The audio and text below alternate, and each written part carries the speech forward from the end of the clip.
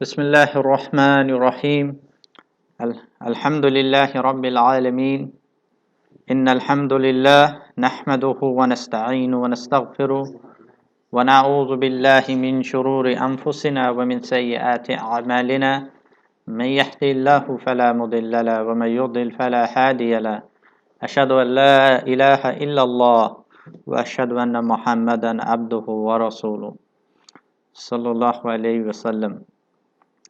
Verily all praises are due to Allah subhanahu wa ta'ala, the Lord of the heavens and the earth, the Lord of all of the creation. We ask Allah subhanahu wa ta'ala, we seek His help and His forgiveness alone. We seek refuge in Allah subhanahu wa ta'ala from the evil within our own selves and from the evil of our own actions. Whomsoever Allah subhanahu wa ta'ala guides, there is no one that can misguide. And whomsoever Allah subhanahu wa ta'ala leaves to be misguided, there is no one that can guide again back to the straight path. I testify none has the right to be worshipped, to be followed, to be obeyed, except Allah subhanahu wa ta'ala. We only worship Allah alone. We only accept His commands, His laws alone. We seek all of our judgments in the law of Allah subhanahu wa ta'ala. And I testify that Muhammad sallallahu alaihi wasallam is the servant of Allah, His last and final prophet and messenger who was sent for the whole of mankind. And I testify that the only way of life acceptable to Allah subhanahu wa ta'ala is al-Islam. Amma ba'd. The story today, my dear Muslims, and to the non-Muslims, if there are any on Pal Talk, is a story of the bulls. And this story I first heard from one of the giants of preachers in the Islamic world. A man who educated millions about their deen and about the seerah, about the life of the Prophet Muhammad sallallahu alaihi wasallam, and about many of the lives of many of the great companions. And this was a man, someone who was known for always speaking about the affairs of the ummah, and someone who was loved by and still loved by many, and they would listen to his talks and share them. You would find in all good Islamic bookshops that you would find his talks. They used to be stocked. But then one day the kuffar, the disbelievers, they decided to label him as a terrorist. And because they realized that this man, he speaks the haqq, that he speaks the truth, and he is exposing the kufr and the kuffar for who they really are. And he is making the Muslim ummah fall in love with their Islamic history. And because of his inspirational talks, many people had left the jahiliyyah that they grew up in the West, and they started practicing Islam because of the inspiration from this man's talks. And because of that, he became a threat. He became a threat, my dear Muslims, because he refused to become Mullah Bradley. And if you want to know who Mullah Bradley is, you'll need to listen to another one of his talks titled The Battle for Hearts and Minds.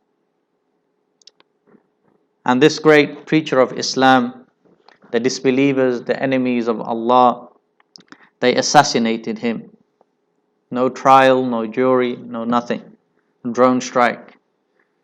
And in fact, they even killed his 16-year-old son while he was, I believe, in a coffee shop with his friends.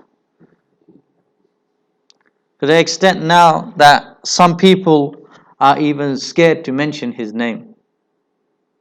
I remember once a brother mentioned to me, have you heard of, AAA? AAA, I was thinking, I know AAA is a battery.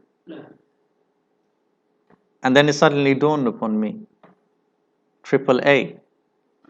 He was talking about this great man, Sheikh Anwar al-Awlaki. That's Rahimullah.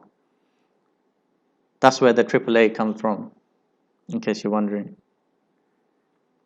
And he was the one that first delivered this topic, for which I heard personally. It may have been delivered by other people before him. He may have heard it from someone else. this story of the bulls. And Allah subhanahu wa ta'ala, my dear Muslims, those of you who read the Quran, you'll see that Allah subhanahu wa ta'ala mentions many stories in the Quran. The Prophet ﷺ has narrated many stories. And just to give you some of the reasons why Allah subhanahu wa ta'ala narrates these stories and the benefits of telling stories. Stories are an excellent way for us to help us to understand the world around us. And we read obviously many stories to our kids, to help them understand. I'm sure many of you, when you were a kid, you remember some of these stories. Sadly, we grew up with story with the three little pigs. Obviously not Islamic stories, subhanAllah. Even the pig is enshrined in the storytelling for the kuffar. We here know the stories of Jack and Jill. Stories that the kuffar given us. We should be reading stories, the Islamic stories from our own Islamic past, reading stories to our children of stories from the Quran. Nowadays you have wonderful books, in colorful illustrations, stories from the Quran.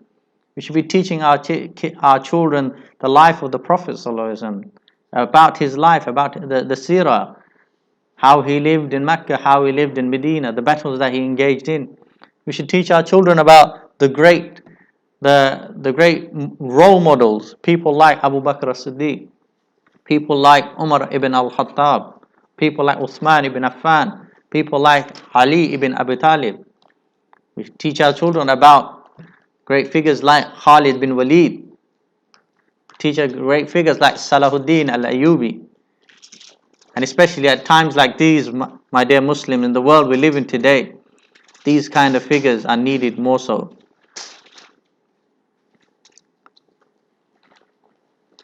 And that is a way of we can make our children obviously fall in love with Islam. Teach them about the Islamic history. Because the kuffar in their state schools is not going to teach you about Islamic history.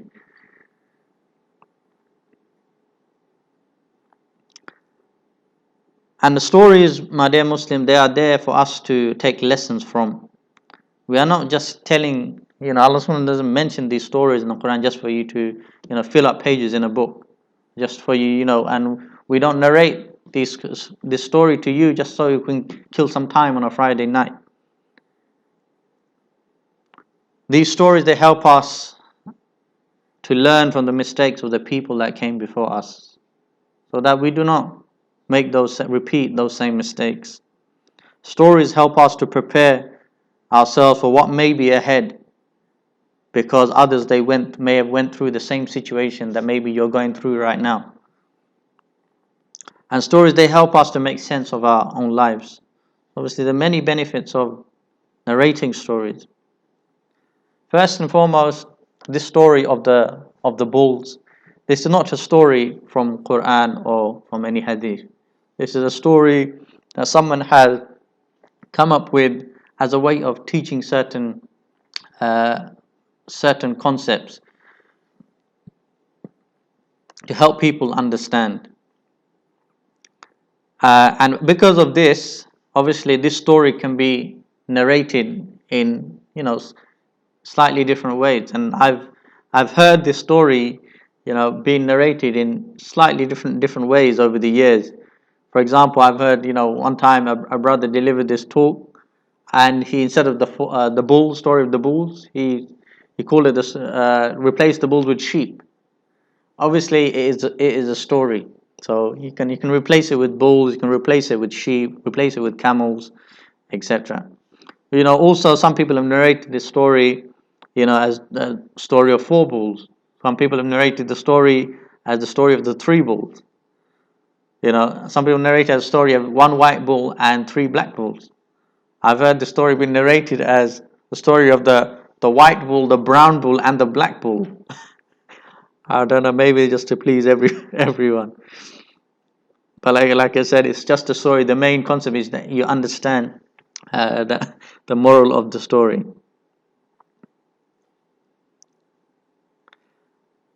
And even though, my dear Muslims, it is a story that many of us know, it is a story that can be repeated and it can be adapted to our current times. This story may have been delivered 10 years ago, where the world was a different place. Whereas today we need to look how the world is, and how does this story apply to our times today. And the good scholar, not that I'm saying I'm a good scholar or anything at all, the good sheikh, when you study with a good sheikh, with a good alim, he'll be the one, he not just teach you the Quran and Sunnah, but he will always try to apply it to today's reality and the world around you. And this is how, my dear Muslims, we keep the Quran relevant. Or else the people will just look at it as, it's just a book of from the past, just stories of old times, like the Arabs used to say. And we know obviously some of the famous stories mentioned in the Quran. About the most famous story mentioned the most often, the story of Fir'aun and Musa alayhi salam. And the thing is, how do we read that story? Once upon a time, long time ago, there was a tyrant called Fir'aun. He used to persecute the believers. He used to kill the children. Here's a nice story. I'll go to bed now. Rather, we need to look at that story and think, who would be Fir'aun today? Who would be Fir'aun today? And who would be Musa alayhi salam today? Which tyrant would we look at the world today, and can we see similarities between him and Fir'aun? Which people we look around in the world today, we can see are like Musa alayhi salam, standing up against the Taghut, speaking the word of truth in front of the Taghut.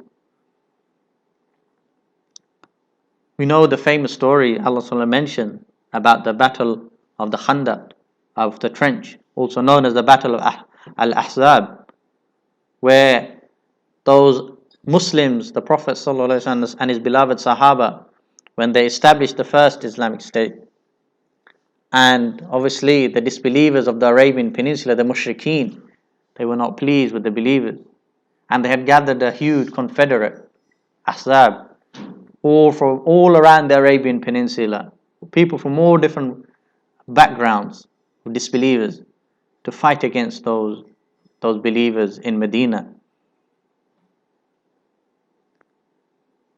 The question is, how do we approach that story? Did we just see, once upon a time there was a Muslims, and they dug this trench around the city, and it's just a story? But we need to see how it's relevant today. We need to see, is there Al-Ahzab today? We need to see, is there a battle of trench taking place today? Do we see anywhere in the world today where the disbelievers from all different parts, they have come together to fight the Muslims, to fight the believers? Indeed, my dear Muslim, history repeats itself. And while listening to this story, I'm sure, see if you can apply it to today's situation. Inshallah, as I go through this story, think to yourself at the same time, does this resemble anything that is happening around you? Does it resemble any situation that you've come across? Does it resemble anything happening in the world around us? So to begin with the story, inshallah, there were 4 bulls, just a B-U-L-L-S, just to be clear.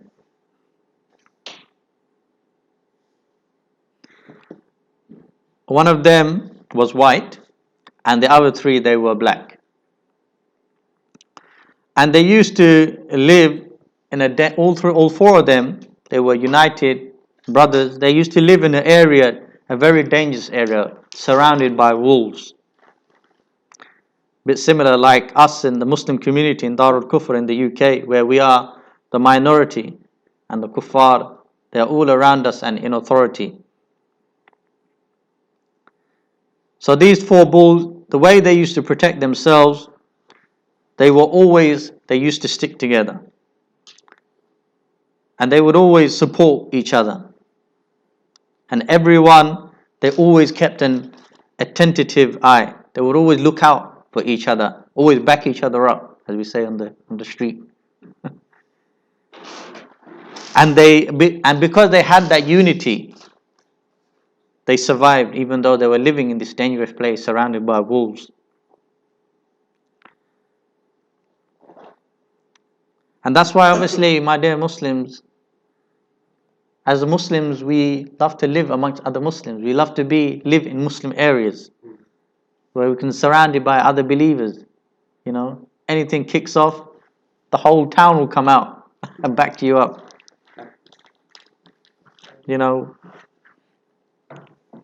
That's the idea. That's the idea, anyway.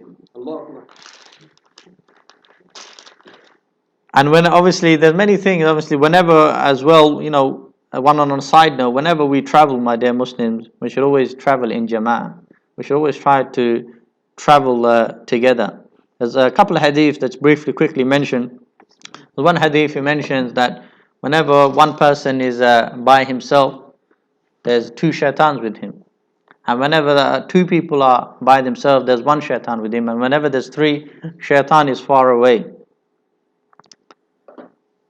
And also in another hadith, the Prophet ﷺ said that when three people set out on a journey, they should appoint an emir, appoint a leader. So sadly, that's one of the things many of us neglect. We travel in groups of brothers, etc. We should really appoint an emir upon ourselves. So we select one brother. And obviously he will make any decisions during that journey. And also, my dear Muslims, to recognize where you are. As we mentioned about the story, the wolves are in a dangerous place surrounded by beasts. We're not, those Muslims who are living in here in the UK, we're not surrounded in Darul Islam, where the Muslims are in authority.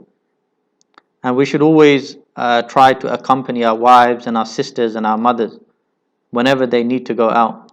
Sadly, some people, some men, they have this disease where, if their wife or their mother needs to go out, they will stay at home and watch the football. Or, they wouldn't take time off work to go, and maybe their wife has an appointment at the hospital, or maybe, they need certain items or need to go shopping for certain bits. And they just don't have this thing that they feel like, oh, just give them some money and let them go and get it. And we see today, my dear, why I emphasize this point, obviously just going off from the story a bit, we see recently, I hear a lot of these cases where Muslim sisters being attacked by these dirty kuffar. Actually, I believe that there's a nasheed on the YouTube called Dirty Kuffar. Brings back some memories.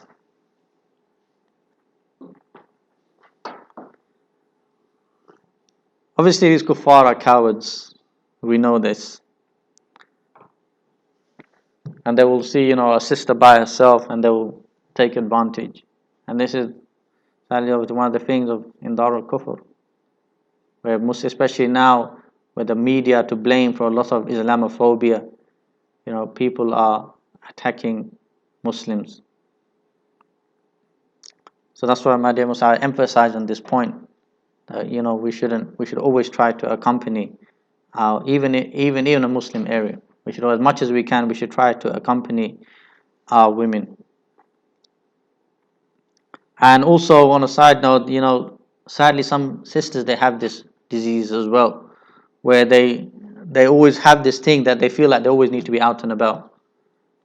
I'll remind you one hadith where the Prophet ﷺ, he advised Ali that he said the best place for the woman is in the house, and the best place for the man is outside the house. That's the advice that the Prophet ﷺ gave. I think some feminists might be having a heart attack, right? This is the advice of the Messenger Muhammad ﷺ. A man should always not spend too much time at home as well. Main place for man, he will be out at work, etc. He'll spend a lot of his time out in the jihad, maybe. But sadly, obviously, and part of that reason why we have this problem is especially because of many people growing up in the West, where they treat women who decide to stay home and bring up children, be a good wife, maintain the house. They treat them like as if they're backwards, as if it's something shameful, as if they're not smart enough. They couldn't go out and get a career. And sadly, because of that pressure, many women they they they they feel they don't want to start having children, etc., or they delay it for later on in life. And if another woman says, yes, I'm a wife, I stay at home, I don't go out to work, it's frowned upon, it's looked down upon, because obviously the kuffar, it's their lifestyle. The men and women, everybody go off to work and let the nanny look after the children, bring up the children. The free mixing in the workplace. How are you gonna have free mixing when there's no women there? How are you gonna have the boss? How are you gonna have the boss doing sexual harassment? That is very prevalent in this society. Obviously, in Islam, it is not forbidden for a woman to work. Obviously, but there are many things she can't, many jobs, if it's free mixing environment, etc., she can't do. So Islam doesn't forbid obviously women from working, but within the permits, within the limits of the Sharia. And obviously the woman it's not compulsory for her to work. The man is the one who works and brings in the bread, if you like. That's why they call it the breadwinner. You see, this is how society used to be, even here in the UK many years ago. But obviously all that is changed now. So anyway, coming back to the story, the three bulls, they had a meeting one day by themselves, left the white bull out, and they said, this white bull is giving us away,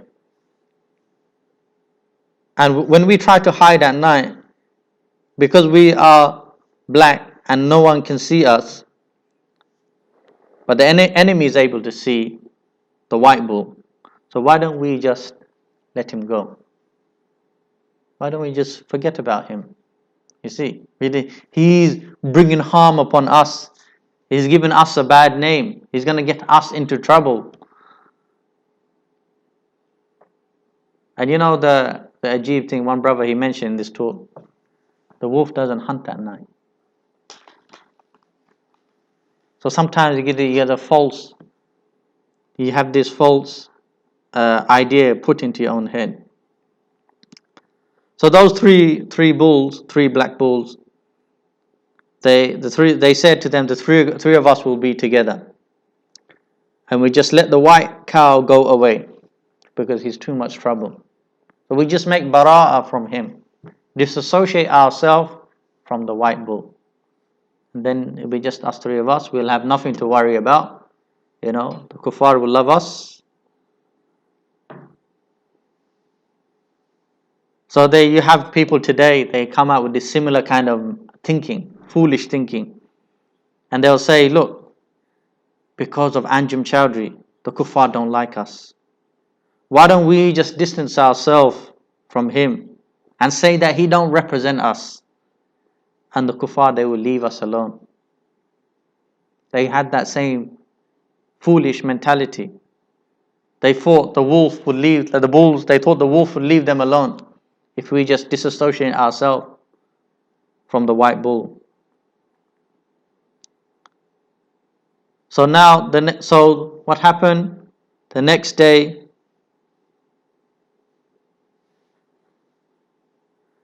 the three bulls would be on one side, and the poor bull is all by himself, because his own brothers had distanced themselves from him, and they boycotted the white cow. The white bull.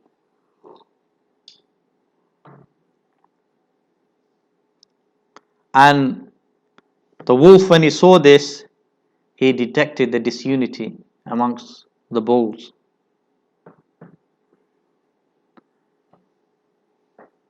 And in the same way today, my dear Muslims, we see with the recent arrest of Sheikh Anjum Chowdhury.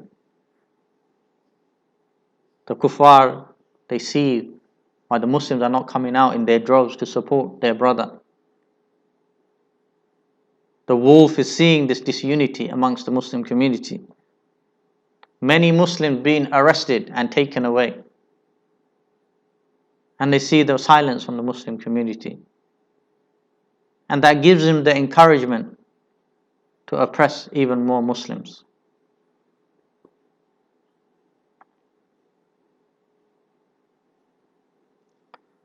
So the wolf, when the three black bulls, they distanced themselves from the white bull. The wolf, he made his move and attacked the white bull. And while he's devouring and eating the white bull, the three black cows, they stood by and they did nothing. And they were just watching while their brother was being torn to pieces. And they felt proud that now look, we're safe. The wolf will leave us alone. But the following night, the wolf, it attacked the three black bulls. Because obviously now, my dear Muslim, they are one man short. They are one bull short, rather. They are one bull short. Their strength has gone down. And so now because of this,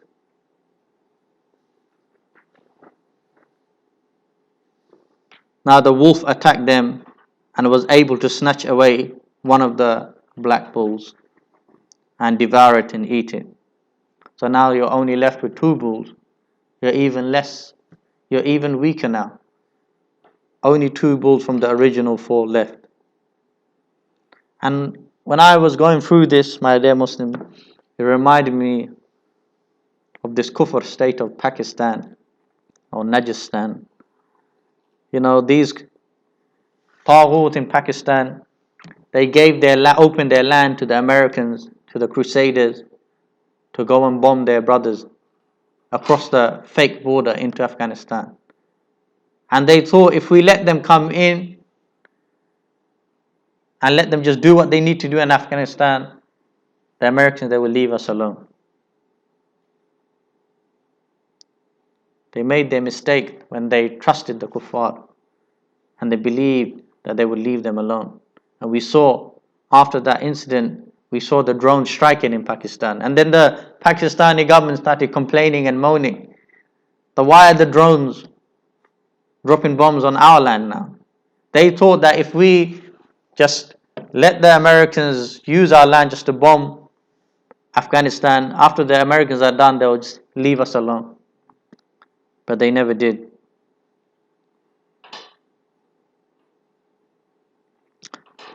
So now there's two black bulls left. So the following night, it was now even easier thing for the wolf because there are only two left. So he ate one of them.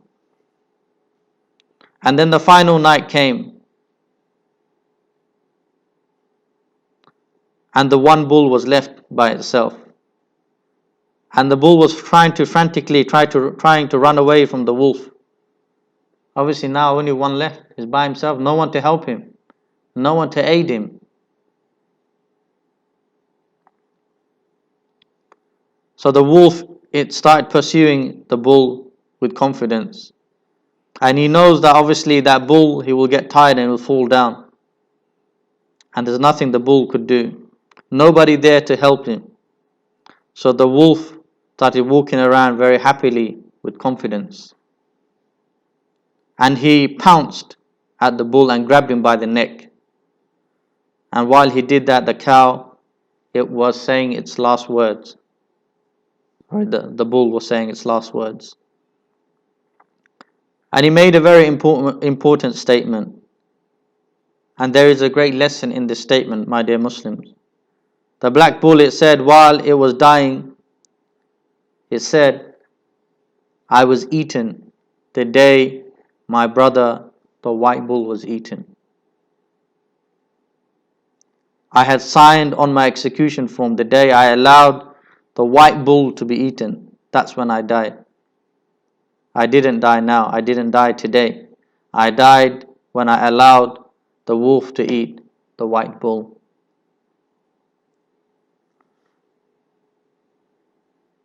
My dear Muslims, I'm sure already you can narrate, you could relate to this story already.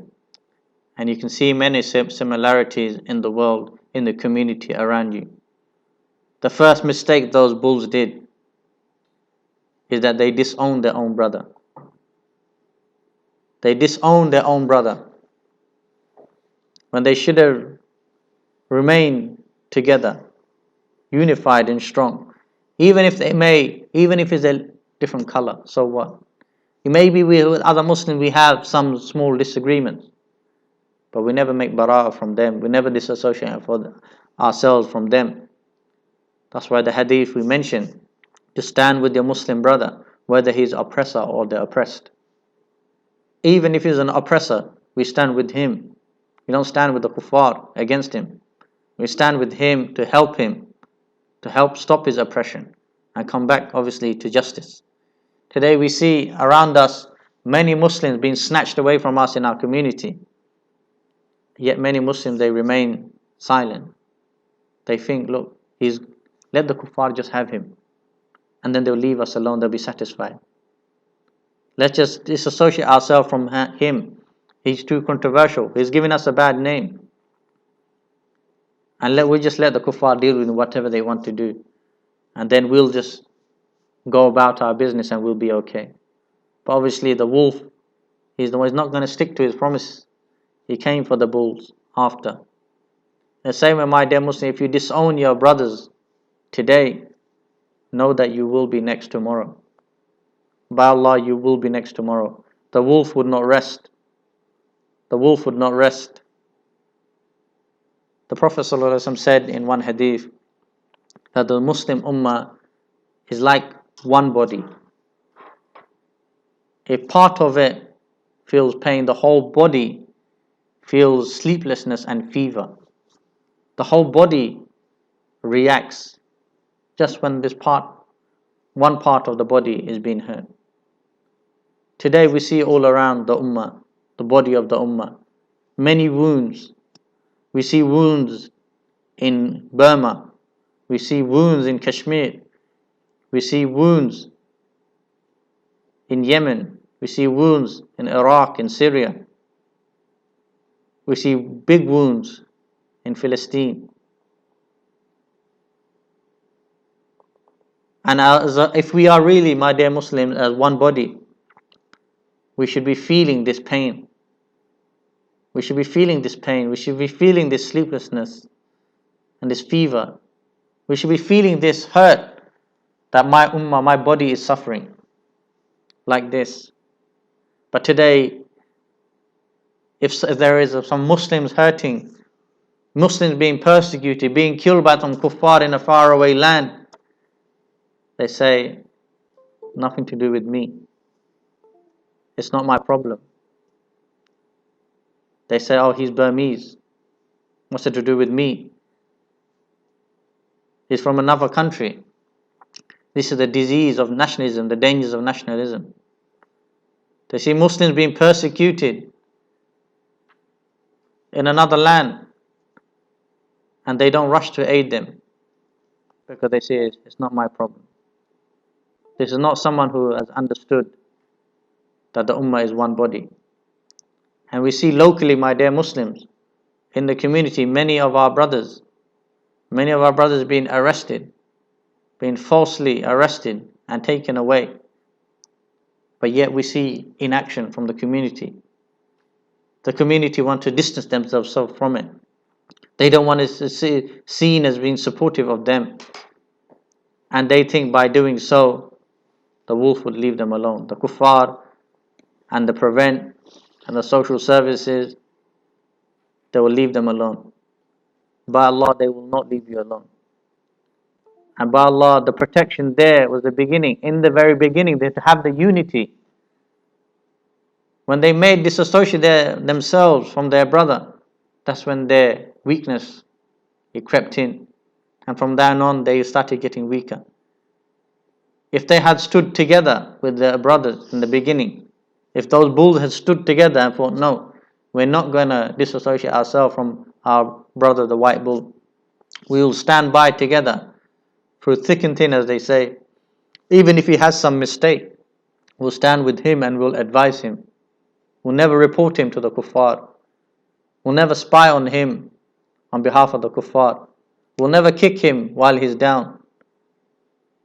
But we see today, like those three black bulls, people, they think, if I just leave certain individuals, I just distance myself from them, the kuffar, they will not come for me. My dear Muslims, all of those so-called radical people, extremist people, fundamentalists, jihadists, whatever you want to call them, when they are arrested and they're taken away and you feel proud and you feel that you're safe, I warn you, my dear Muslims, that you will be next. You will be next in the firing line. Don't think that the kuffar will leave you alone, just like the wolf. That's why you must stand with your Muslim brother, your Muslim sister now. You must stand with them now and not worry what the kuffar will say. You must stand with the believer and you must support him as much as you can. And you must never let the kafir, you must never let the wolves take him away. You must never remain silent. And you think that if you do so, it is some kind of protection for yourself. But by Allah, this is when Allah subhanahu wa ta'ala, He will take away the protection from you. When you start abandoning your own brothers and sisters, when you stop aiding them and supporting them, that's when Allah subhanahu wa ta'ala will abandon you. And that's another hadith. The Prophet ﷺ advised us that whoever supports his Muslim, to the nearest meaning, I don't have the hadith written down, that whoever supports his Muslim brother, Allah will support him on a time when he would love to have his support, have his help on the Day of Judgment. My dear Muslim, if we support the deen of Allah and if we support our brothers and sisters, inshallah, Allah subhanahu wa ta'ala, He will make our affairs easy on the Day of Judgment.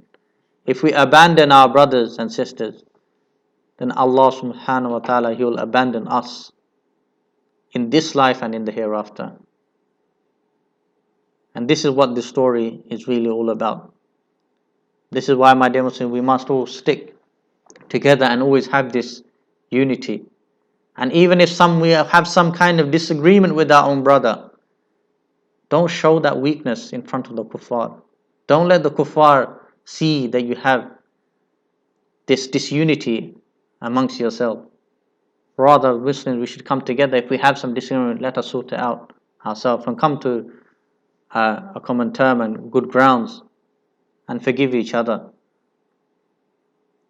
So this is my reminder to you all and to myself, that the unity of the Muslims is very key. The unity of our survival, of our strength is the unity, my dear Muslims. That we unite with the Muslims. Even like I said, it may be he might be follow a different madhab. Maybe he follows a different fiqh. Maybe he has some small differences in aqidah. But we must realize that he's still my Muslim brother. As we mentioned, what the brother mentioned earlier, as long as we consider him Muslim, we must support him. Obviously, the day where it's clearly proven, like the brother mentioned, like the sun in the middle of the day, that he is no longer a Muslim, then that is a different issue. But today, people on silly matters, little issues, maybe a bit of difference in fiqh, different in the madhab, they want to distance themselves from the Muslims, and they were willing to leave the kuffar to devour them. And that is the mistake, my dear Muslims. When you think those three black bulls, they thought they would be left alone. But Allah, you will not be left alone. That's why in these times, my dear Muslims, we must stick together. And we must come to the aid of our brothers, whether we know them or we don't know them. Even if we have some disagreement with them, we must stand by their side and we must support them. Jazakallah khair for listening.